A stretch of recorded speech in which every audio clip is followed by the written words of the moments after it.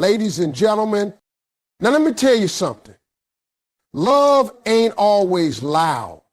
It ain't always obvious. Sometimes the ones who love the hardest are the ones who struggle the most to show it. I'm talking about those avoidant folks. You know who I mean? The people who build walls around their hearts like they're protecting a castle. They'll tell you they don't need anybody. They'll act like they're fine being alone. But deep down, they're just scared. Scared of being hurt, scared of being seen, scared of loving somebody who might not love them back. When an avoidant person starts letting you in emotionally, even just a little, it might not seem like a big deal at first glance, but for someone with an avoidant heart, that's like opening a heavy door that's been locked for years. See, avoidants have built those walls for a reason. Somewhere along the way, they learned that getting too close leads to pain. They taught themselves that independence equals safety, that emotions mean weakness, and that love can't be trusted. So when they start to crack that door open, when they start letting someone peek inside their private world, it means something deep is shifting. It's not just about sharing feelings. It's about learning to trust again. You might notice it in small, subtle ways. Maybe they start telling you about their day, not just what happened, but how they felt about it. That's big for them. Maybe they start asking for your opinion or seeking your comfort when they're struggling. To most people, that's normal connection. But for an avoidant, that's a breakthrough. It's them admitting they can rely on someone without losing control. They're learning that love doesn't have to mean surrendering their independence. It can mean sharing it. When they start to let you see behind that composed, distant exterior, that's a form of emotional intimacy that comes hard-earned. Now, this process isn't smooth. One moment they might open up, in the next they might retreat again. You'll see them test the waters just a little, revealed, then a step back to see how you'll react. That's not manipulation. That's fear management. They're watching to see if it's safe to stay open. If you meet that openness with patience and understanding instead of pressure, they'll feel seen instead of judged. And that's when trust starts to take root. An avoidant doesn't fall for words. They fall for consistency. Every time you show them you're steady, that you don't weaponize their vulnerability, they inch closer. Every small confession they make is a victory, a declaration that you've become someone safe. When they let you in emotionally, it's also a sign that they're tired of being on guard all the time. Avoidants often crave love just as much as anyone else. They just don't know how to handle it without feeling exposed. So when they begin to share their inner thoughts, their fears, their insecurities, it's them saying, I want you to know me. That's rare. That's sacred. That's love trying to grow through fear. And if you pay attention, you'll see that letting you in isn't a casual act for them. It's an act of courage. So when that avoidance starts letting you inside the emotional fortress, don't overlook it. Don't rush it. Every little step toward openness is their heart saying, you matter to me more than my fear. And that kind of love, quiet, hesitant, but real, is one of the most honest forms there is. It may not come wrapped in grand gestures, but it carries more weight than words ever could. When an avoidant person starts making small efforts to stay connected instead of running away, that's a powerful sign that their feelings for you go far beyond what they can easily express. Avoidants have a pattern. When things get too close, When emotions start to rise, they retreat. They vanish into silence, busy themselves with distractions, or build emotional distance to feel safe again. So when that same person starts choosing to stay connected, even in small, quiet ways, that's not random. That's growth. That's love whispering louder than fear. It might not look like the big romantic gestures you see in movies, but for them, replying to your text when they usually wouldn't, calling you back after an argument, or finding reasons to spend time with you, all of that is their version of, I'm trying. You'll notice that avoidants test the waters with subtle actions. Maybe they'll send you a message after a few days of distance, not because they suddenly became outgoing, but because they miss you. They might not say, I miss you, but their actions reveal it. Maybe they check in to see how your day went or bring up an inside joke just to reconnect. That's their way of bridging the gap between you without feeling overwhelmed. They're learning to replace avoidance with presence. It's not easy for them. Every act of reaching out is a battle against their own instinct to withdraw. But when they start doing it anyway, it means something real is growing inside them, something worth fighting their fears for. See, connection for an avoidant isn't about constant communication. It's about intentional effort. They'll show it in small gestures that might seem ordinary to you, but are monumental for them. Maybe they remember something you mentioned weeks ago and bring it up again. Maybe they start making time in their schedule just to be around you. These are not coincidences. These are emotional investments from someone who doesn't give those easily. They're learning to show up, to stay, even when part of them wants to flee. And that's love in motion. Even in moments of conflict, if you notice them trying to resolve things instead of disappearing, understand what that means. For avoidance, confrontation often feels unsafe. But if they care enough to stay and work through it, they're breaking their own patterns. That's not weakness. That's strength. There's someone say, I'm scared, but I don't want to lose you. They might not have the words, but their effort speaks volume. Lure for them isn't about grand declarations. It's about doing the hard thing. Choosing to stay emotionally connected, even when every fiber of their being wants to run.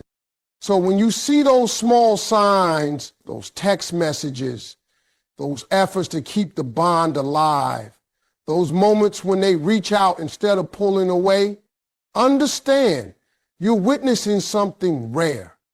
You're watching a guarded heart begin to trust. Those small efforts are not small at all. They're the proof that you've become someone worth staying close to. And for an avoidant, that's as real as love gets. When an avoidant person starts opening up about their fears or past pain, that's not just a casual moment. It's a breakthrough. Avoidants are wired to protect themselves from emotional exposure. They've often spent years perfecting the art of hiding what hurts them, burying old wounds under layers of control and self-reliance. They'll tell you they're fine when they're not. They'll laugh off things that once broke them. But when they begin to share pieces of that story with you, the heartbreaks, the disappointments, the family issues, or the moments that made them close their heart, it means they see you as someone safe. Because for an avoidant, vulnerability is not a habit, it's a risk. And they don't take that risk unless love has softened something deep inside. You might notice it starts small. Maybe they make a comment like, I don't really trust people easily, or I've been through some things. That's not just a statement. It's an invitation to look deeper. And if you listen without judgment, they'll start to share more. They might tell you about the person who betrayed their trust, or how they learned to depend only on themselves because no one else showed up. When they do that, they're not just talking, they're handing you the key to understanding how they love and why they fear. They're saying, here's the part of me I don't show anyone, and that's sacred ground. Opening up about pain isn't easy for anyone, but for avoidance it's terrifying.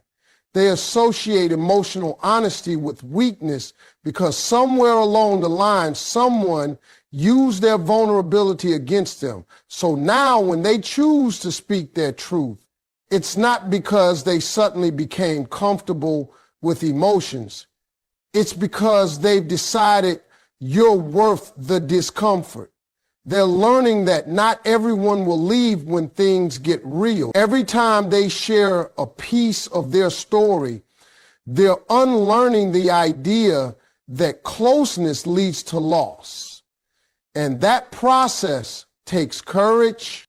You'll see them hesitate. You'll see them pause before revealing too much. And sometimes you'll see them regret saying it right after. That's not because they don't trust you. It's because they're fighting years of emotional self-protection. But if you stay gentle, if you hold space without pushing them to say more, they'll start to feel something new, safety. And for someone who's been avoiding emotional intimacy their whole life, safety is love's greatest gift. When an avoidant shares their fears, whether it's fear of abandonment, fear of rejection, or fear of not being enough, it's their way of letting you into the real story behind their silence. They're showing you that the distance you sometimes feel isn't about you. It's about the battles they fight inside. So when they finally open up, that's not them being emotional, that's them being brave. Because love for an avoidant isn't just saying, I love you. It's saying, here's my pain, and I trust you not to run. And if they reach that point with you, you can be sure it's real love growing through their deepest fear. When an avoidant person chooses to stay during conflict instead of disappearing, that's a massive shift from their usual pattern. You see, avoidants are wired to protect their peace by escaping discomfort. The moment a disagreement or emotional tension appears, their instinct tells them to retreat, to pull back, shut down, or vanish until things feel safe again. It's not because they don't care. It's because confrontation feels dangerous to them. It stirs up fears of rejection, judgment, or emotional loss. But when that same person starts staying through the storm instead of running, that's a clear sign their feelings for you have grown deeper than their fears. It means they value the connection enough to push through the very thing they used to avoid. Staying doesn't always look dramatic. It might look like them listening instead of walking away, texting back instead of going silent, or taking a deep breath before responding instead of shutting down. Those might seem like small things, but for someone who's used to disappearing at the first sign of conflict, that's progress. That's love evolving.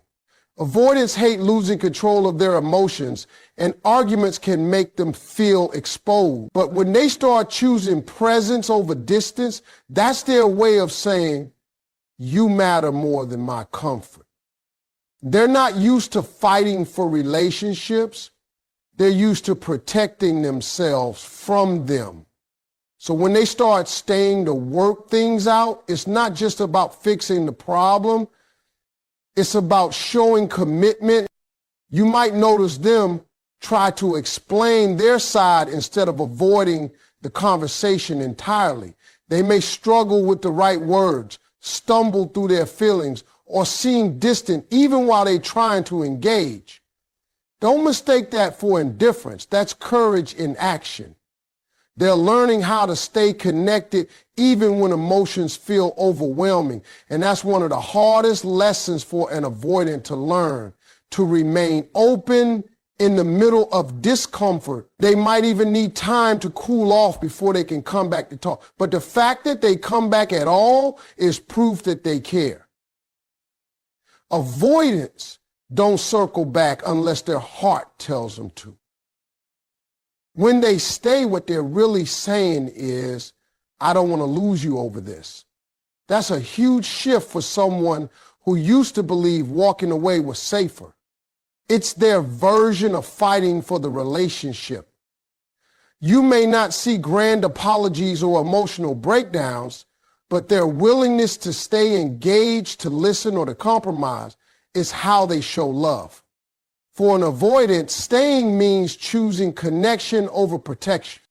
So if you ever find yourself in conflict with an avoidant and they don't disappear, if they're still there, still talking, still trying in their quiet, careful way, understand that's not just maturity. That's love growing stronger than fear. They've learned that losing you would hurt more than facing the discomfort of the moment. That's the turning point where their heart chooses to stay, not because it's easy, but because it's real. When an avoidant person starts showing love through actions instead of just words, that's when you begin to see the real depth of their feelings. Avoidants often struggle to express emotions verbally. Saying I love you or I miss you might feel unnatural or even scary to them. They've spent much of their lives relying on themselves.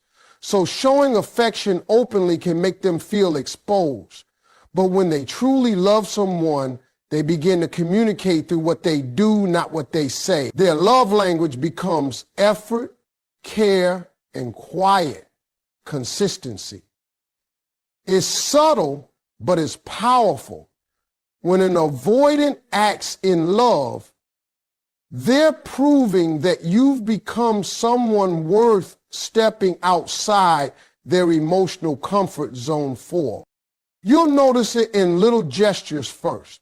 Maybe they start helping you without being asked, fixing something, handling a problem, or remembering small details you didn't even think they noticed. That's their version of saying, I care. They'll make sure you're okay, that you have what you need, and that your world runs a little smoother because of them. It's not about grand romantic statements. It's about silent devotion. They might bring you your favorite drink, check in on your day, or show up when they know you're struggling. Every act, no matter how small, is a declaration of love from someone who finds words too risky. Avoidants often feel uncomfortable with emotional expression, but when they love you, they express it in practical ways. They'll take responsibility, show reliability, and protect your peace in ways that feel natural to them. Their actions say, you can count on me. They may not talk much about feelings, but they'll make sure you feel secure. They won't tell you how much they care.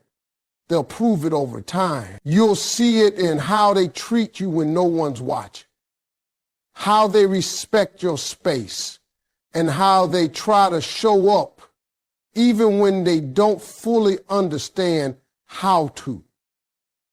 That's their way of bridging the emotional gap. For an avoidant, actions are safer than words because actions can't be rejected. Words are vulnerable, but effort feels solid. So when they start taking action to make you feel love, they're doing something that still feels safe yet deeply meaningful. You might not get constant affection, but you'll get loyalty. You'll get consistency. You'll get the kind of love that builds slowly but never wavers. And that's a love that's often stronger than the loud, emotional kind. Sometimes their love looks like patience when you're upset, or quiet presence